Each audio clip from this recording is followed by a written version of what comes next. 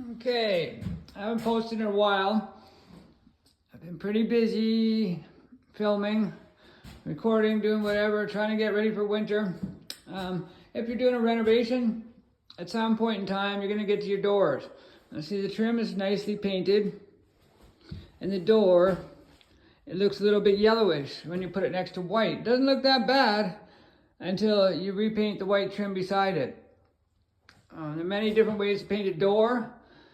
Personally, I think that spraying is the nicest way. Maybe you can't afford a $600 sprayer, airless sprayer. So I'm gonna show you how you can get beautiful results like this. Look at the detail in here. It still shows the wood grain, fake wood grain. The corners is nice. There's no gooped up, no brush marks.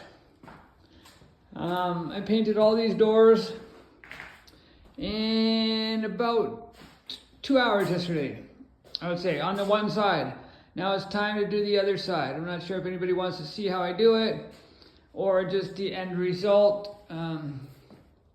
It's pretty hard to do. I wear a mask because I'm going to be spraying it. Now, I'm going to do the other side. Maybe I'll show you a bit of recording while I'm doing it. There's one spot here, did something funny, so I'm going to lightly sand this and respray this. There's something on the door, I think, so I think it should cover up with a second coat. But that's the only defect I have out of all these 1, 2, 3, 4, 5, 6, 7, 8, 9, 10, 11, 12, 13 doors. So that's pretty good. Oh, sorry, one more down here. A little tiny moth got stuck in it, so I'm gonna have to fix that too.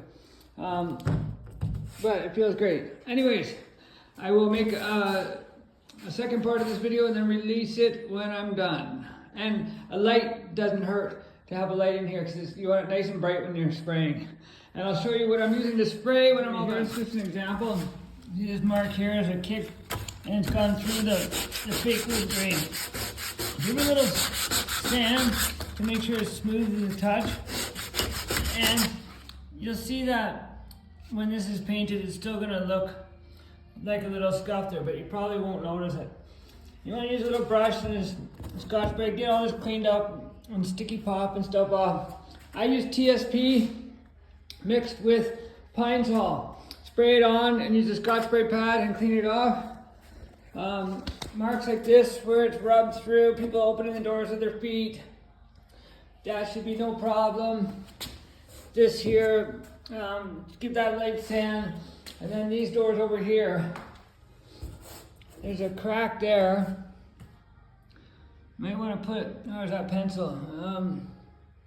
You can just see, I make a little video beforehand just to show how rough these doors are in. Because, I mean, if you want perfect, you need to get a new door. But these should come out very nice. Marks like this as well. And this, it didn't cover in the first coat, so I give it a little scuff with my 120. You don't want to try and bury it with your first coat anyways, because then you get a run, or if you fill out this wood grain or the corners, it looks goofy, in my opinion. Now, some people might just pour it on thick, and that's another reason why I leave the doors over. If you look at the angle I have the doors on, I find it helps me keep from running as well. And that way I don't have to hold my hand up. I'm short too, right? So I'm not holding my arm 8 feet in the ceiling.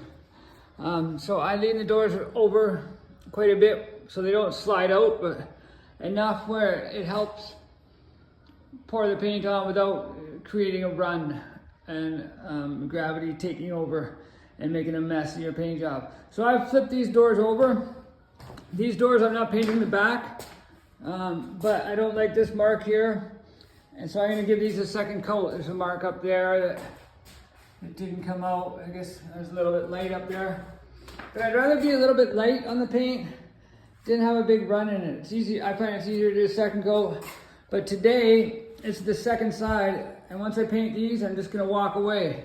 So, I'm gonna clean the gun obviously, but stuff like this I'm gonna try and cover. So maybe I'll when I come in, I'll hit these first, all the little marks, and then I'll let it sort of tack up, and then I'll paint all the doors.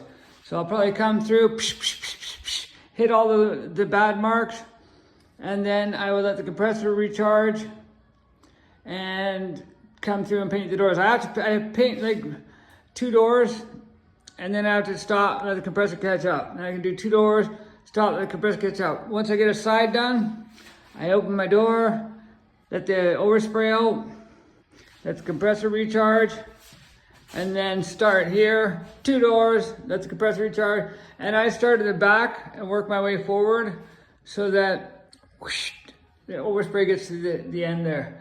That's my method. You may have different. Now, if you're painting doors like this, you definitely don't want to do it in your house. Makes a big mess, unless your house is completely construction zone and you don't really care. But you're gonna get a mess of overspray. I'll show you when I'm done here, when I open the door, of where the overspray goes.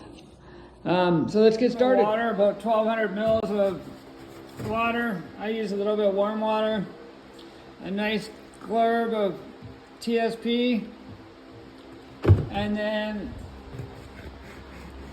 gosh darn it, and then a little splash of pine sol, just for the smell. This with my sprayer, scrub brush, throw in the grooves.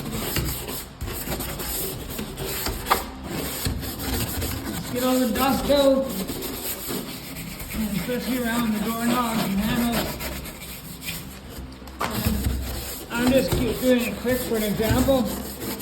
And down here, and then you got your Scotch-Brite.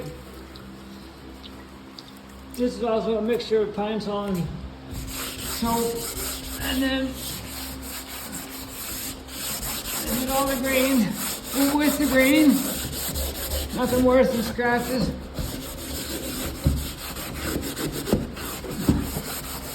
I would say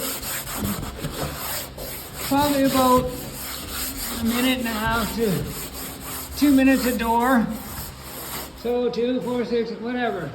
It's gonna take you 20 minutes, half an hour to do all these. And then bring it out, do it with your dry one. And then once you're all done, take a dry rag and dry off all the doors. As well, I got a fan pointed in here to help dry them out too. So I'm gonna do that, and then I'll get back to the next step. Skip this step. So today I got a new paint can and a strainer. So I'm going to run my paint through the strainer and then get ready to spray. I thin out the paint about 10% with water. I just use a squirt bottle there, and I use a 10-second rule. So 1, 2, 3, 4, 5, 6, 7, 8, 9, 10. And then it starts dripping. And that's the way I do it. That's what I ended up in my paint job. So that's why you strain your paint.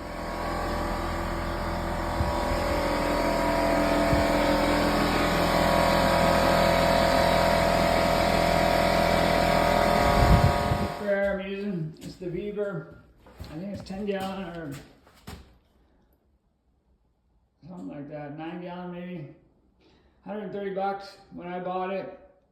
Seems to work pretty good as long as you get your paint mixed properly, thinned properly, and the pressure is correct. If you don't, you'll put on too much paint, you'll get runs, blah, blah, blah.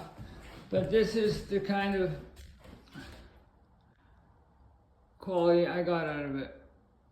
What I did was I painted the edges first with a roller, just so that way I didn't have to worry about it, and then I just paint the fronts. There's a little bit light there, but sometimes light is better than going too thick and running it, because when you run it, then you got to sand it out and redo it anyways. When it's light, I could probably take a brush and just touch up that little spot there. But the rest of it looks beautiful compared to what it was before. So I'm happy with that. I'll also link the Weaver paint gun in the description if you want to buy one or help me out, whatever. Pretty good deal. But then you need a compressor to run it. So I bought mine off Marketplace for like $50, $60, something like that. And then Airline's $20 or $30. So there you go.